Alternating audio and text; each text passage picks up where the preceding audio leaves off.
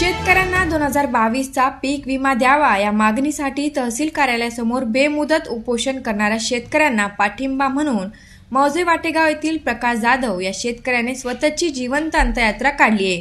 तालुक्यातील पीक विमा द्यावा या मागणीसाठी तहसील कार्यालयासमोर मागील 5 दिवसापासून धानोरा येथील गजानन शिंदे व मौजे वाटेगाव येथील आत्माराम पाटील हे 2 शेतकरी उपोषण करीत आहेत। त्यांच्या उपोषणाला पाठिंबा म्हणून व तालुक्यातील शेतकऱ्यांना 2022चा पीक विमा द्या या मागणीसाठी मौजे वाटेगाव येथील प्रकाश जाधव या शेतकऱ्याने आपली स्वतःची जिवंत अंत्ययात्रा काढली आहे।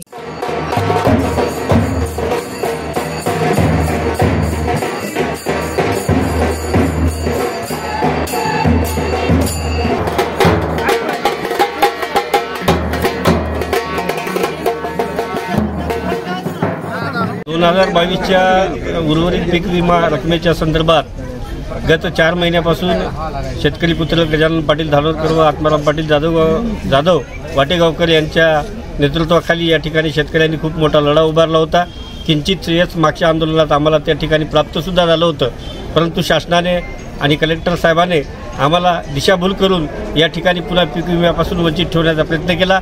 म्हणून पुनश्च एकदा उपोषणाला सुरुवात करून तालुक्यात धानोरा वाटेगाव हार्डप या ठिकाणी जनसंवादी आंदोलन करून शेतकऱ्यांनी आक्रोश व्यक्त केला। इतके आंदोलन चालू असताना सुद्धा प्रशासन जागी होत नसल्यामुळे आज जिवंत शेतकऱ्याची प्रेतयात्रा या हातगाव शहरामध्ये काढून विमा कंपनीचा जाहीर निषेध करण्यात आलेला आहे। एवढ्यावरही जर प्रशासनाने आमच्या मागणीची दखल नाही घेतली तर या ठिकाणी 26 जानेवारीच्या दिवशी आम्ही जवळपास 15 ते 20 शेतकरी सामूहिक आत्मदहन या तहसील कार्यालयासमोर करणार आहोत, याची प्रशासनाने नोंद घ्यावी। 2022 मध्ये सोयाबीन पीक विमा संदर्भात आमच्या तालुक्यातील जवळजवळ 80 ते 82 हजार शेतकऱ्यांनी आम्ही सोयाबीनचा पीक विमा भरला होता।